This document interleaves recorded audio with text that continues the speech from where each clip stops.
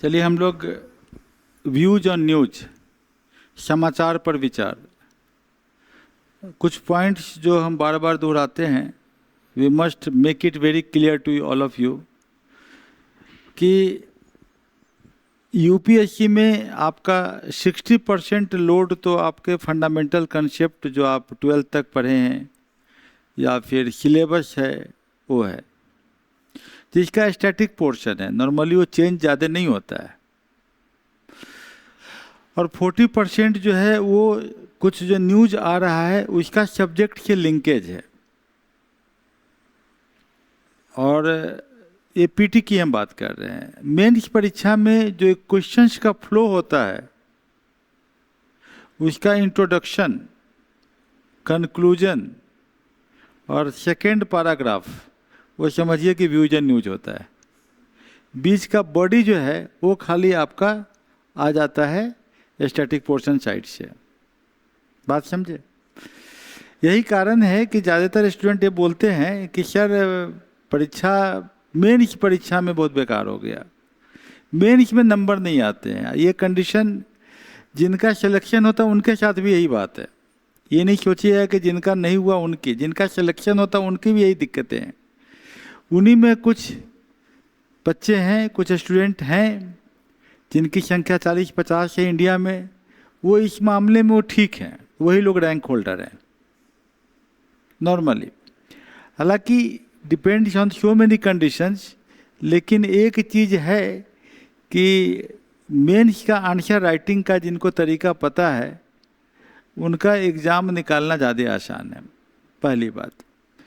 और उसमें views and news का बहुत बड़ा रोल है, समाचार पर विचार का। दूसरी बात यह है कि हम हमेशा ये बात बोलते हैं कि तैयारी मुख्य परीक्षा की होती है, निकलता पीटी है। तैयारी मुख्य परीक्षा की ही करनी चाहिए और उसी की तैयारी का तरीका ये होता है कि जिससे कि पीटी निकल जाता है। आज हम मुख्य परीक्षा के प्रश्नों का उत्तर बनाने की कोशिश कर रहे हैं कि जैसे कि आज का हम प्रश्न देखते हैं कि हिस्ट्री में जो है आपका क्या एक मान लीजिएगा आता है एक प्रश्न है कि रिसेंट साइंटिफिक कि आजकल का जो scientific and archaeological discoveries have transformed the understanding of the origins, development and transformation of early Indian civilisation. कि आज का साइंटिफिक, वैज्ञानिक या पुरातात्विक जो डिस्कवरी है, खोजें हैं, उसने बदल दिया है सोचने के ढंग को कि किस सिविलाइजेशन का जन्म कैसे हुआ, कैसे विकास हुआ, कैसे विनाश हुआ, कैसे बदला, इसके बारे में इसको डिस्कस कीजिए। अब आप, स्वाभाविक बात है कि आपके दिमाग में आ रहा होगा इंडस वैली सिविलाइजेशन। ठीक है, आपके आंसर का ये पार्ट है, लेकिन वर्ड क्या है? Recent scientific and archaeological discoveries. तो recent scientific and archaeological discoveries ने कैसे ट्रांसफॉर्म किया है our understanding of the origins, development and transformation of early Indian civilization, इसको डिस्कस कीजिए।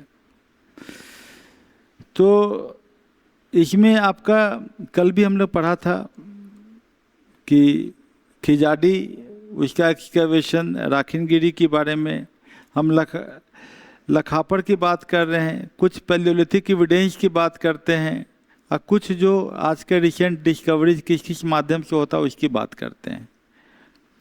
इकोनॉमी एंड ज्योग्राफी में हम एक टॉपिक उठाते हैं, मान लिया कि discuss the significance of free trade agreements in achieving the goal of विकसित भारत 2047, कि फ्री ट्रेड एग्रीमेंट्स का क्या सिग्निफिकेंस है। स्वाभाविक है कि भारत ने अभी जो फ्री ट्रेड किया है एग्रीमेंट्स, यूएसए के साथ किया है, यूरोपियन यूनियन के साथ किया है, इसका तो जिक्र करना ही पड़ेगा। और बीच में बॉडी में आ जाएगा कि इससे क्या फ़ायदे होते हैं। In similar way discuss the role of private sector participation in strengthening India's space ecosystem, कि प्राइवेट सेक्टर भारत के स्पेस को कैसे मदद कर रहा है। आज का न्यूज़पेपर में आया है, आज के न्यूज़पेपर में है कि एक नया फेज आ गया। पहली बार ऐसा हुआ है, एक प्राइवेट कंपनी है जिसने कि 2020 से शुरू किया और इस बार स्काई रूट एरोस्पेस करके है, उसने विक्रम-1 मिशन आगमन के अंतर्गत आज लॉन्च किया है। प्राइवेट ने किया है। कुछ दिन बाद हो सकता पूरा स्पेस प्रोग्राम प्राइवेट के हाथ में चला जाए। ये देश के लिए और अच्छा होगा, ज़्यादा सुविधाएं मिल जाएंगी। पॉलिटी में है कि implementation of women's legislative reservation, women reservation is constitutionally guaranteed, कि भारत का में महिलाओं का रिजर्वेशन जो है कॉन्स्टिट्यूशन में दिया अभी, बट इंस्टीट्यूशनली डिफर्ड, लेकिन धीरे धीरे बढ़ता जा रहा है, मिल नहीं रहा है। क्या चैलेंज है इसके इम्प्लीमेंटेशन में? बिहार के कॉन्टेक्स्ट में हम बात कर रहे हैं, कुछ फेस्टिवल्स हैं जो कुछ ट्राइब्स मना रहे हैं, कुछ कम्युनिटी मना रहे हैं। तो ये डिस्कशन कर रहे हैं हम इसलिए क्योंकि हमें मेंस के पर्सपेक्टिव से तैयारी करते हैं और उसी से हम लोग पीटी का पर्सपेक्टिव जान लेते हैं। जहाँ तक बाकी रहा कि जो स्टैंडर्ड बुक्स हैं, तो स्टैंडर्ड बुक्स आपको पूरे के पूरे मिल जा रहे हैं, ऐप में मिल जा रहा है। उस पर लेक्चर मिल के समझा भी दे रहे हैं कि बुक को पढ़ने में क्या क्या पॉइंट आपको ध्यान रखने की ज़रूरत है, कहाँ से क्वेश्चन पूछा जा रहा है, क्योंकि उसी बुक को बार बार पढ़ना है आपको। तो स्टैटिक बुक तो बार बार रिवीजन होगा, और डायनेमिक भी बहुत ज़्यादा बदलता नहीं है। ऐसा भी नहीं है कि आप बोलिए कि नहीं डायनेमिक सर बहुत बदल जाता, नहीं, कुछ कुछ चीज़ें नई जुड़ती जाती हैं, बेसिक चीज़ें वही रहती हैं। वो 20-30% जो आंसर्स का फ्लो है वो बदल जाता है as per demand of the question. तो वो जो बदलता है उसमें अभी हाल का जो न्यूज़ होता है उसका ही जिक्र उसमें ज़्यादा हो जाता है। यही, और जब तक जिक्र नहीं करेंगे तब तक आंसर में नंबर भी नहीं आएगा, क्योंकि जानना चाहता है कि भाई आपका हिस्ट्री से, ठीक है जानते हैं, रिसेंट एडवांसेस से जोड़िए थोड़ा, ताकि लोगों को लगे कि भाई आप न्यूज़पेपर भी पढ़ते हैं, आप जिक्र करते हैं। तो चलिए हम लोग इसको आगे बढ़ते हैं। ये हिंदी में दिया हुआ है, इंग्लिश में दिया हुआ है, और ये आपका जो मैं निकाल रहा हूँ इसको, ये टॉपिक क्या क्या है, ये 5 क्वेश्चन हमने दिया है। एक तो साइंस एंड आर्कियोलॉजी का मिक्स करके, दूसरा स्पेस का privatization, foreign trade agreements, women legislative बिक्स और बिहार का ट्राइबल फेस्टिवल। यही 5 टॉपिक हम डिस्कस करने जा रहे हैं गंगा घाट पे। आपको सेल्फ स्टडी करना है और क्वेश्चंस का आंसर खुद से बनाना है। एक मॉडल आंसर हम बाद में बनाएंगे आपके लिए, लेकिन हम आपको बता दे रहे हैं कि what is the crux of the thing. खुद ब खुद आप आंसर बनाने की कैपेसिटी में आ जाइएगा, लेकिन जब तक आप आंसर खुद से बनाइएगा नहीं, आपका मेरा लेक्चर देना या आपका ये पढ़ना, वो दोनों करीब करीब समझिए मात्र 20% वर्क हुआ, 80% काम आपने किया ही नहीं। जब तक आप मेंस का आंसर न लिखेंगे तब तक जो है 20% ही वर्क हम कहते हैं इसको, 80% वर्क नहीं करते हैं। हालांकि हम पहले ऑब्जेक्टिविटी में जानना चाहते हैं, इसलिए हम ऑब्जेक्टिव टेस्ट ले लेते हैं, लेकिन मेन टेस्ट हम मानते हैं मुख्य परीक्षा के एग्ज़ाम के टेस्ट को। जैसे जो हमारे मेंटरशिप के स्टूडेंट हैं आप लोग, आपको भी हम यही करते हैं कि आप ऑब्जेक्टिव टेस्ट पॉलिटी का पूरा ले लिए आपका, अब हम आपका मेंस के पर्सपेक्टिव से उन किताब के आधार पे हम टेस्ट लेते हैं, और इसके बाद हम एक लेवल और बढ़ाएंगे कि हम व्यूज एंड न्यूज़ के कॉन्टेक्स्ट में आपको पॉलिटी का टेस्ट लेंगे। समझे ना? जब उस लेवल पे आप पहुंच जाइएगा तो आप बहुत कॉन्फिडेंट रहिएगा कि मेरा पॉलिटी तो बहुत अच्छा हो गया है, जीएस पेपर 2 में हमारा नंबर बहुत अच्छा आ जाएगा। सिमिलर वे में हिस्ट्री में भी यही करने वाले हैं कि पॉलिटी का टेस्ट, हिस्ट्री का टेस्ट लेंगे, फिर आपका मेंस के पर्सपेक्टिव से स्टैटिक से टेस्ट लेंगे, बाद में न्यूज़ पेपर से जोड़ के हिस्ट्री का टेस्ट लेंगे। ज्योग्राफी में भी यही करेंगे। Science tech economics and environment में तो बिल्कुल यही होगा। Science tech economics and environment paper में तो दरअसल व्यूज एंड न्यूज़ से ही बनता ही है, वो पूरा पेपर ही बनता है इधर से। तो आपका वो पूरा पेपर ही वही है, पूरा कंटेम्प्रेरी है, कनकरेंट है, तो वहाँ तो बिल्कुल यही बात चलती है। तो चलिए हम लोग लाते हैं, यहाँ पर हम लोग पढ़ते हैं थोड़ा बुक को कि early Indian history was long reconstructed mainly from literary and epigraphic sources. हम लोग एपिग्राफिक्स से और टेक्स्ट से और लिटरेचर से देखे हैं, लेकिन 2010 के बाद कुछ साइंटिफिक टूल्स डेवलप में आ गए। जैसे कि डीएनए का हम लोग स्टडी करने लगे, एंशियंट डीएनए मिल गया हमको राखीगिरी में। पैलियो क्लाइमेटोलॉजी, कुछ पोलन है जिनका कि हम स्टडी करके समझ गए कि उस समय किस तरह के प्लांट्स होते थे। रिमोट सेंसिंग, इससे हमको पता लगता है कि वहाँ किस तरह का स्ट्रक्चर था। आर्कियोबॉटनी, फॉसिल्स का स्टडी करके हमें पता लग जाता है। ये सभी से हम हड़प्पा के बारे में और अर्लियर हिस्टोरिकल साइट्स के बारे में हमको कुछ चीज़ें पता लगने लगी हैं। इसमें न्यूज़ में क्या आया है, किलारी का, राखीगिरी का, लखापर का। गुजरात में एक साइट मिला है। ये साइट जो है लखापर, ये साइट मैच्योर नहीं है, ये थोड़ा अर्ली है। तो ये बताता है किस तरह early Harappan sites mature Harappan sites में कन्वर्ट कर गया। ASI transferred Rakhigarhi skeletal remains to anthropological survey of India 2026 में, ताकि हम मल्टीडिसिप्लिनरी स्टडी करें। और इससे हमको पता लगता है कि ये ओरिजिनल थे इंडिया के, कोई आर्यन इन्वेजन की बात यहाँ नहीं आ रही है। NCERT ने भी अपना कोर्स में राखीगिरी का DNA फाइंडिंग को इस साल के कोर्स में डाल दिया है, जो DNA एनालिसिस हुआ है। तो जो हड़प्पा पढ़िएगा तो इसमें राखीगिरी का जिक्र आएगा। हिस्ट्री टुडे ड्रज आर्कियोजेनेटिक्स, वही old fossils, climate science, satellite imagery, plant animal remain studies. This has shifted the picture of early India from a single Aryan versus Dravidian और वन ओरिजिन।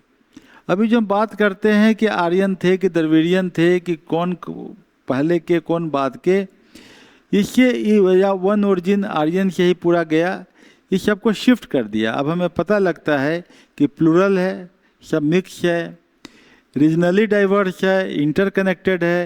ये सिविलाइजेशन इस तरीके से mixing का मिला है।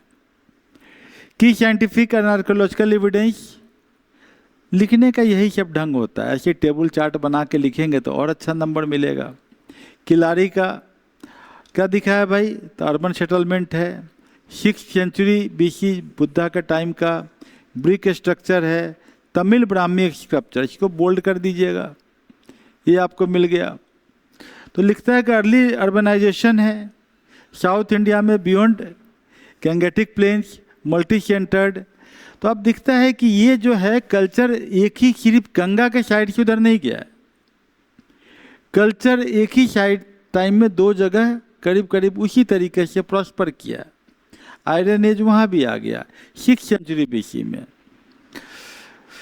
तो ये अर्बनाइजेशन मॉडल जिसमें कि संगम लिटरेचर के बारे में जो हम बात करते हैं वो हमको क्लियर मिल जाता है। राखीगिरी का DNA के बारे में कल हम बात किए ही थे। लखापर गुजरात यूनिवर्सिटी ने काम किया कच्छ के एरिया में। कच्छ के एरिया में आपको हड़प्पा का साइट मिला 5300 आज से, कहने का अर्थ है करीब 3000 ईयर्स एगो। तो इसमें sandstone shell structure, pre Prabhas pottery, मतलब हड़प्पा का अर्ली पोट्री भी वहाँ मिलता है। और ये अर्ली हड़प्पन फॉर्मेशन फेज की बात करता है लखापर।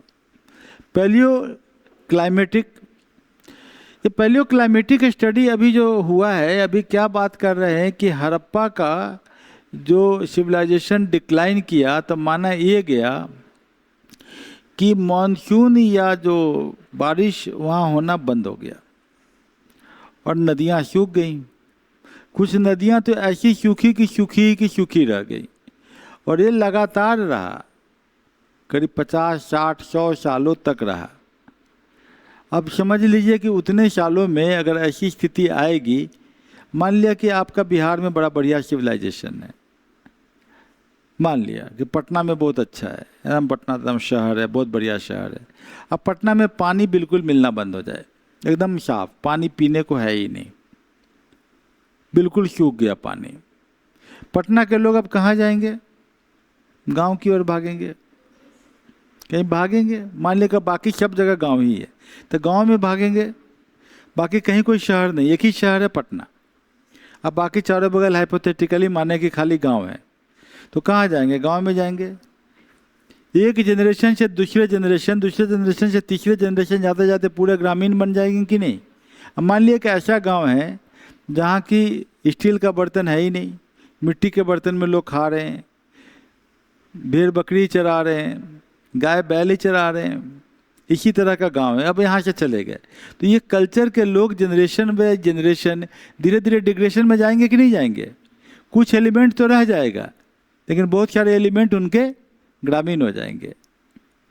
तो माना ये जा रहा है कि ऐसा क्लाइमेटिक चेंज आ गया पैलियो क्लाइमेटिक स्टडीज में कि लोगों को गांव की ओर अपने शिफ्ट करना पड़ा। और आफ्टर सर्टेन जनरेशन चेंज करने में कितना टाइम लगता है? 30 साल, 30 ईयर में जनरेशन नया आ जाता है। उस समय तो और अर्ली आ जाता होगा, और 100 साल में तो 5 जनरेशन आ जाता है, 5वां जनरेशन कदम रख लेता है। तो 150 साल में तो पूरा का पूरा वो ग्रामीण हो ही गया होगा। क्लियर है ना? और धीरे धीरे वो शिफ्ट करते रहे होंगे। तो ये आपको दिखता है कि भाई ये सिस्टम रहा होगा। रिमोट सेंसिंग में हमको दिखता है कि जो सरस्वती नदी जिसकी हम जिक्र करते हैं, तो सरस्वती नदी का रिमोट सेंसिंग में हमको एक चैनल मिलता है, ये चैनल जा रहा था, इंडस में मिल रहा था। घग्गर हाकड़ा, तो हमको लगता है कि उसके अगल बगल में हड़प्पा सिविलाइजेशन रहा होगा। आर्कियोबॉटनी, उस समय के पॉलेंस के स्टडी से समझ में आता है, बाकी स्टडी से, कि मल्टी क्रॉपिंग था, बहुत तरह के ग्रेन्स थे, लोग उस समय खाते थे। क्रॉप डाइवर्सिफिकेशन की बात हम समझते हैं। तो मेहरगढ़ वगैरह शुरुआत में है, हम पढ़े हैं मेहरगढ़, और उसको यहाँ से हम जोड़ लेते हैं। तमिल ब्राह्मी इंस्क्रिप्शंस की बात होती है, तो उससे हमको पाते हैं कि Indian script of trade and goods, ये कहाँ पर तमिल ब्राह्मी इंस्क्रिप्शन कहाँ पाया जा रहा है? थाईलैंड में। और थाईलैंड में मिल रहा है, इसका मतलब है कि हमारा ट्रेड रिलेशन के साथ था 1st सेंचुरी के आसपास में, तब तो वहाँ गया होगा। तो ये काफ़ी हद तक हमें दिखाता है कि we are having trade relations even in the 1st century BC और AD, जो शक और कुषाण का टाइम में, उस टाइम में देख रहे हैं कि थाईलैंड के साइड में लोग जा रहे हैं, और वहाँ पर आपको तमिल ब्राह्मी लिपि मिल रहा है, मतलब संगम के साइड का लोग जा रहा है, खिलाड़ी साइड के लोग जा रहे हैं। क्लियर है ना? उस साइड का मदुरई साइड से लोग जा रहे हैं, चोला पांड्या वगैरह के साइड के लोग जा रहे हैं। तो दीज ऑल थिंग्स जो है आपको यहाँ दे रहा है कि ये लोग जो काम किए हैं, historical, scientific, political, environmental, from all this things हमको मिलता है कि ये ASI, anthropological survey of India, NCERT text book, इन सबों के माध्यम से हम लोगों को ये मिल जाता है कि भाई ये साइंटिफिक एंड आर्कियोलॉजिकल एविडेंस से हम हिस्ट्री को रीराइट करने की कर सकते हैं। क्लियर है? प्रीलिम्स का क्वेश्चन आ सकता है खिलाड़ी से, कहाँ का है? विगाई बेसिन, राखीगिरी, लखापर, तो कहाँ पर? कच्छ डायनेस्टी का।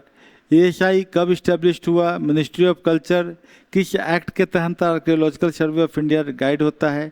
ये सब पढ़ना होगा। मुख्य मेन परीक्षा में आपको plural, interconnected, genetic diversity, environmental adaptability, ये सब वर्ड अगर आप लिखते हैं तो आपको नंबर ज़्यादा मिलने की संभावना हो जाती है। कीवर्ड्स का यूज करना पड़ता है।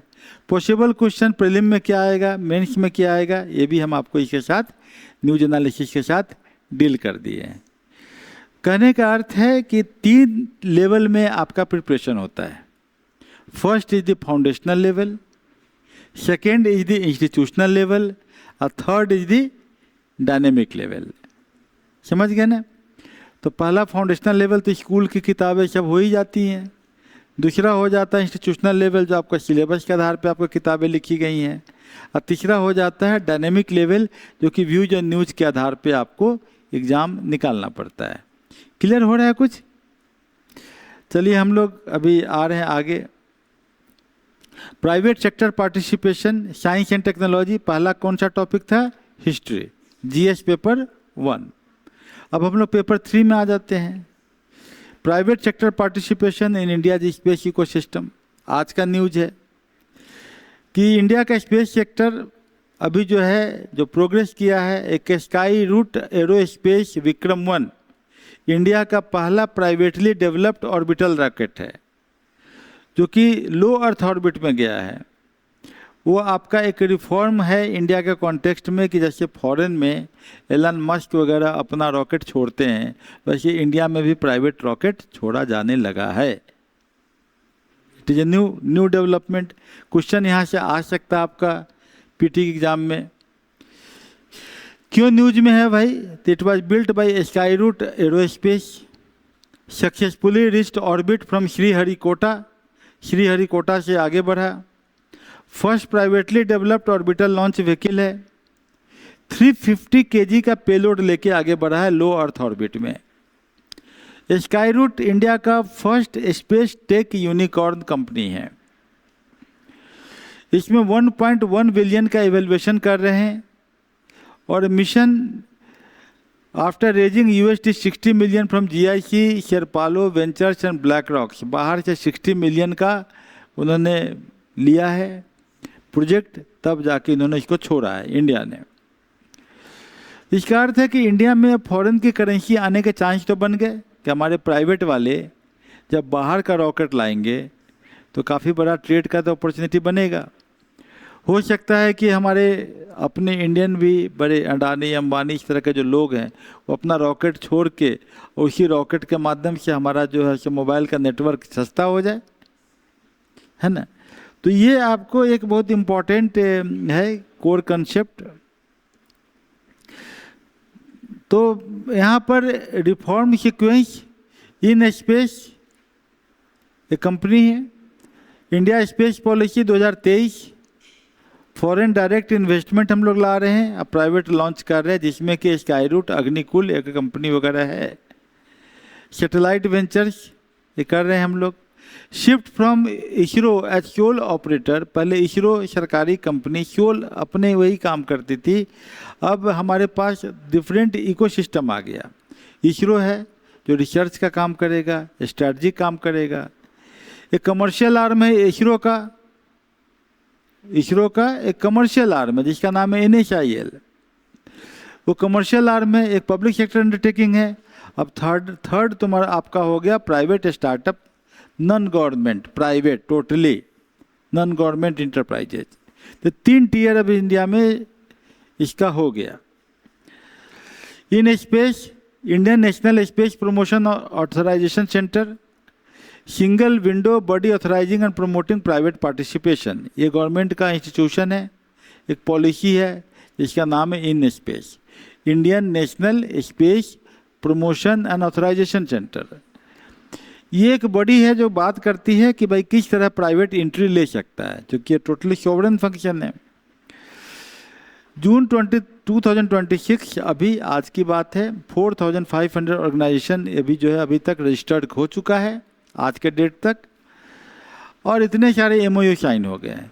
New space India limited NHIL जो किस तरह का है, एक तरह का पब्लिक सेक्टर है। ISRO commercial arm, markets PSLV production, technology transfer, satellite launch vehicle. India की स्पेस पॉलिसी 2023 में बदली और हमने बोला कि पूरे इंटायर स्पेस को हमने जो है लॉन्च व्हीकल्स को सब में हम लोग प्राइवेट प्लेयर को एंट्री दे सकते हैं। और अभी जो है एक फॉरेन डायरेक्ट इन्वेस्टमेंट हुआ, 60 मिलियन आ भी गया। तो 74% ऑटोमेटिक FDI इन सैटेलाइट मैन्युफैक्चरिंग, 74% हम लोग ले सकते हैं सैटेलाइट के मैन्युफैक्चरिंग में फॉरेन का, 49% in launch vehicle operations and 100% in components, satellite के कंपोनेंट में। बहुत बड़ा डेवलपमेंट है इंडिया के कॉन्टेक्स्ट में, इसीलिए इस बार इसे क्वेश्चन आने की संभावना बहुत जाती है। Important fact, India space economy 8.4 billion का है और projected to reach 40 to 45 billion by 2020 and $100 billion by 2040। तो 8.4 समझिए 10 से भी नीचे है, 5 गुना बढ़ेगा 2030 तक और उसके आगे जो है आपको 100 तक चला जाएगा। Space startup grew from 2014 to 4000 plus in 2026। Space startup भी शुरू हो गया। 70 टेक्नोलॉजिकल ट्रांसफर एग्रीमेंट्स भी हो गए। स्काई रूट विक्रम जिसकी हम बात कर रहे हैं, पहली बार इसने किया है। और ये first launch from A 3D printed engine, जो इसका इंजन है वो 3D से प्रिंटिंग किया है, 3D टेक्नोलॉजी से बनाया है। इससे क्या फ़ायदा है? जॉब क्रिएशन होगा, down stream application, strategic security, governance, international. तो ये जो reform benefit still concentrated among a few well funded startup. कौन कौन सी कंपनी है हमारे यहाँ? स्काई रूट है, अग्निकुल है, पिक्सेल है। Repeatable reliable launch cadences yet to be proven.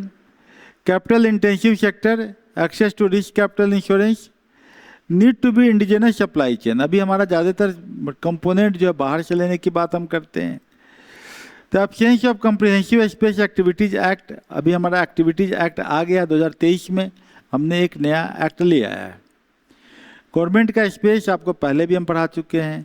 Critical analysis, quite natural, balanced view लेना होगा आपको। स्पेस एक्टिविटीज़ एक्ट, प्रीलिम्स में क्या पूछ सकता है?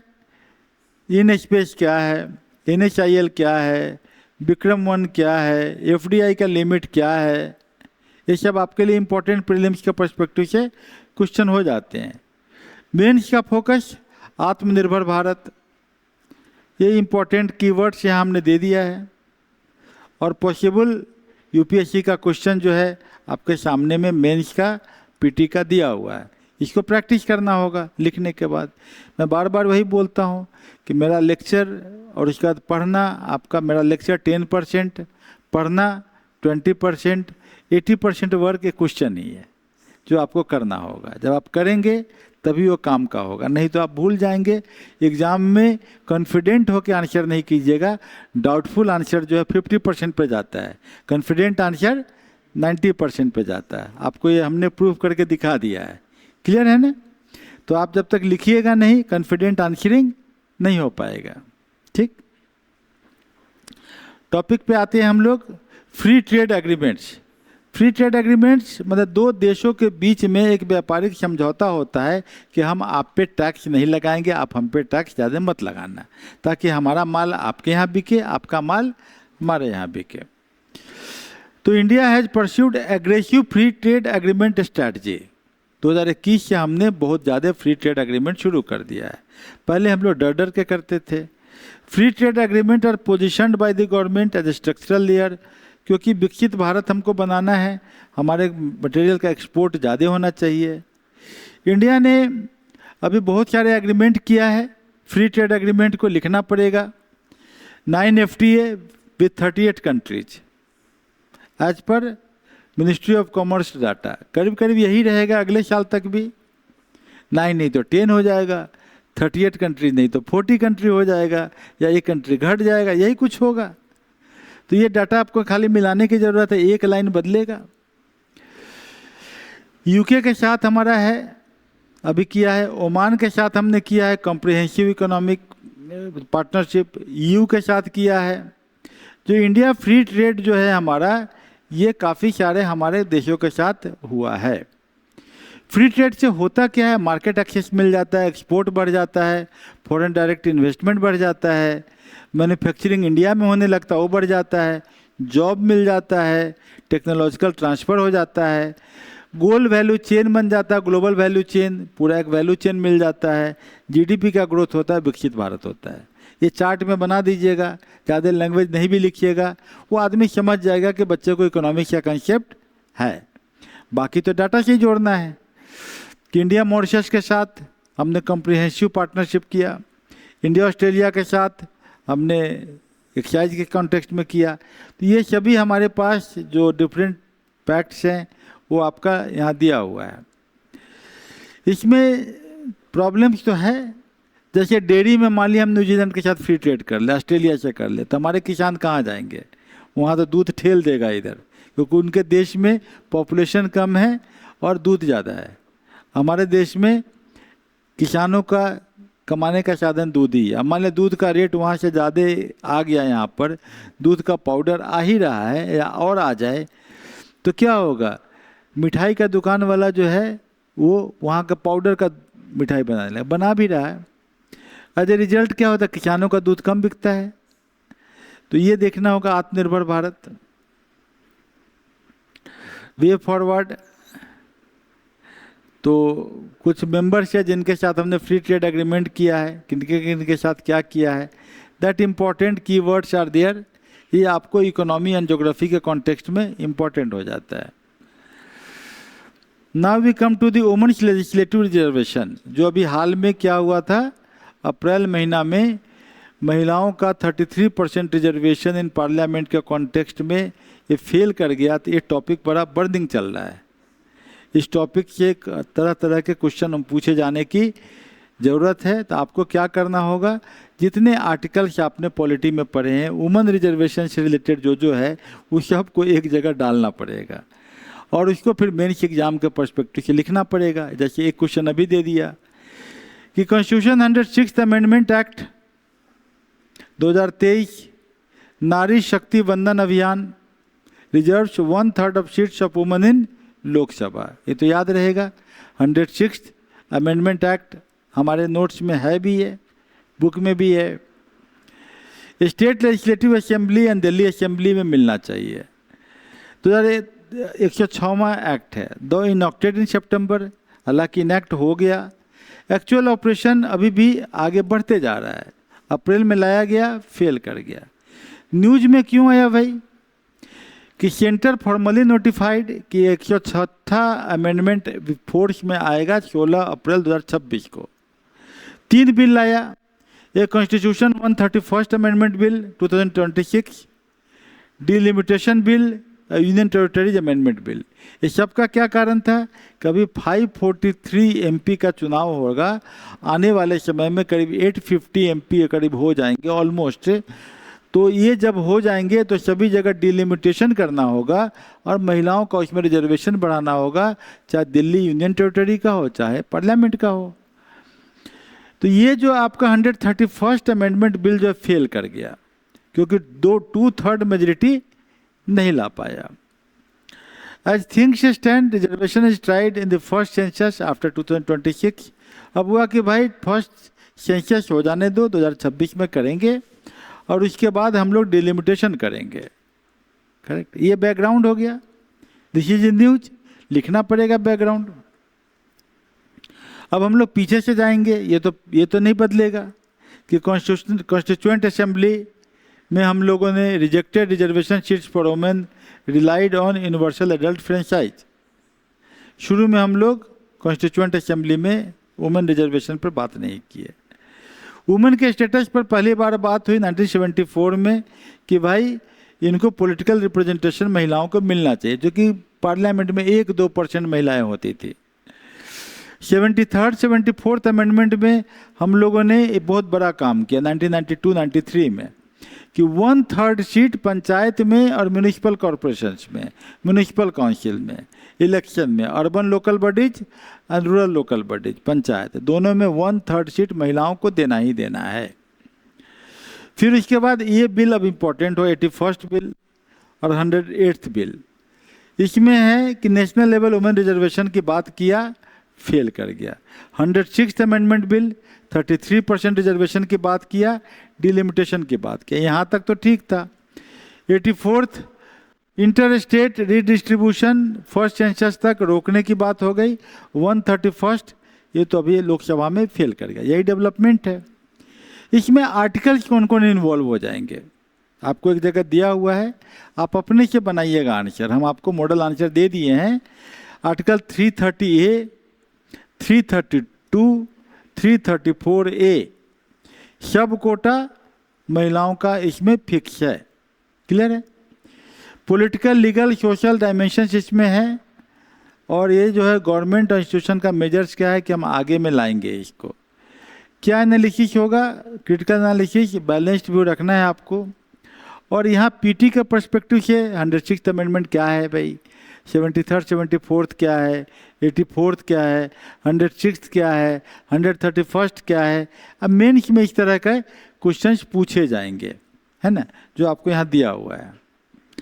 अब हम लोग आ जाते हैं जो फेस्टिवल्स है बिहार के, ट्राइबल्स के फेस्टिवल और कुछ कम्युनिटी के फेस्टिवल्स। हम लोग अभी मुस्लिम कम्युनिटी का नहीं देख रहे हैं, हम लोग कुछ डिप्रेस्ड कम्युनिटी का ही देखेंगे। थारू ट्राइब, थारू कहाँ है? वाल्मीकि नगर दिख रहा है, बेतिया, उस एरिया में नेपाल के एडजॉइनिंग। उन लोग का एक फेस्टिवल है माघी, माघ महीना में मनाते हैं। माघी इम्पोर्टेंट है। माघ में क्या है? अगहन पूछ माघ मतलब हार्वेस्ट कट चुका रहता है।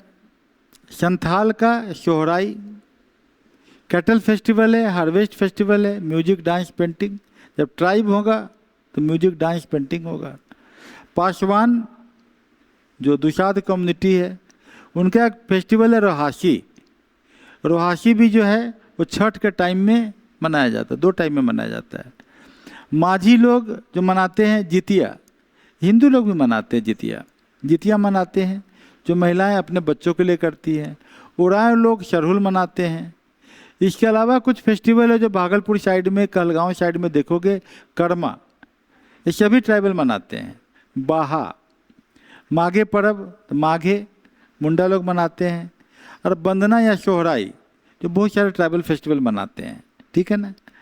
ये तो आपको पढ़ना होगा, एक बार थोड़ा देख लीजिएगा तो याद हो जाएगा।